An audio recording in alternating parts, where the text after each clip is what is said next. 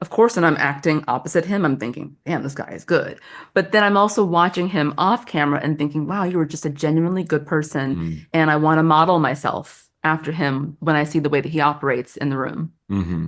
Yeah, he's very grounding. Very, yeah. He's also just there's very little fear in the way that he approaches the work, or at least you can't see it. Yeah.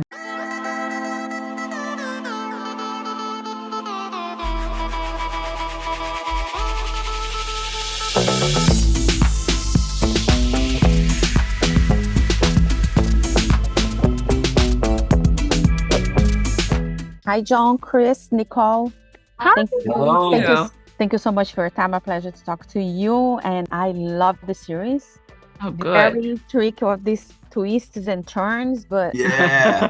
love it. But everybody wants to know who killed the president. Who's gonna tell me that? It's Krys. Krys did it. They did. They both did it. That's a good question. Yeah. Still wondering. Yeah. No, Everybody, I mean, it's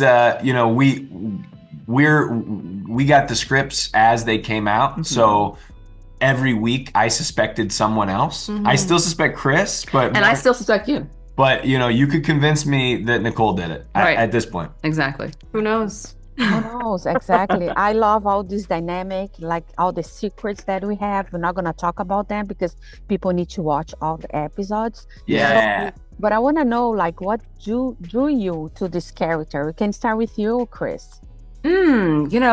I am so excited and intrigued by playing powerful women.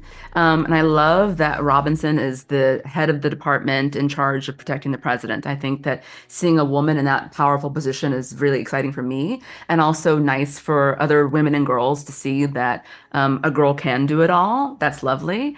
And then once I got into the story and began to play the world and see more episodes, seeing the total inverse. So the parts of her that are powerful are definitely the things that lead. And then as time goes on, we see the disempowered, the disenfranchised, the frightened, the vulnerable, the desperate.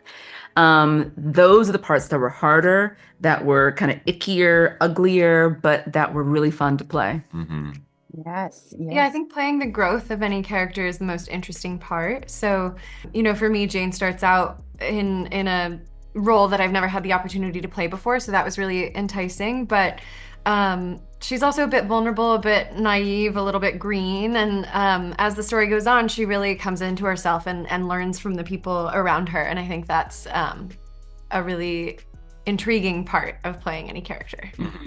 Yeah, and I got to play a guy who leads with a lot of comedy. I get to bring some of the funny to the show. We need. Yeah, Desperately need. and then as we learn more about Billy, we realize that like everybody, right? The comedy is a way of concealing some real hurt on the inside, and that there's a lot of layers to the guy that come to light one at a time, like they do with all of these characters, and that's just great writing, right? Like nothing is as it initially appears. Yeah, exactly. So you three worked alongside with Sterling K. Brown. Anything that you learned from him that you didn't know from before? Anything that you can share with us? He let me know his workout routine, which was super helpful. Yeah. He lets everybody know his workout. He is just a doll. Sometimes you meet an actor whose work you love, and then you meet them in person and they're not so lovely. Yeah. And he's the exact opposite. When we have long nights, when we have early mornings, he's always singing or hugging. He'll come and give you a big hug in the makeup chair and tell you that, how was the weekend, and ask about the baby, and genuinely really cares about each of us. And so when you're working with somebody who's at the top of the pyramid, who's sort of the leader of the group, and they show that level of leadership and that level of care, then it's easy to go to work. And so for me, it's like, of course, when I'm acting opposite him, I'm thinking, damn, this guy is good. But then I'm also watching him off camera and thinking, wow, you were just a genuinely good person. And I want to model myself after him when I see the way that he operates in the room. Yeah, he's very grounding. Very, yeah. He's also just there's very little fear in the way that he approaches the work, or at least you can't see it. Yeah. And this was a guy who I think is going to show us a different side of his acting range. Very subdued, very focused, you know, when we're used to a big, gregarious, loving presence from Sterling, which is inside the character, but it's underneath a very focused and disciplined person. And watching him explore that, try things, discard things, add new things, like a young kid in a playground instead of a, you know, Oscar-nominated snob, you know, it's awesome to watch somebody who still loves the work as much as he does and approaches it fearlessly. Yeah. Amazing. This is the time that I have with you. I just want to thank you so much for your time. I hope everybody loved this series like I did, and I love everything. Thank you. Thank you. Yeah. Bye.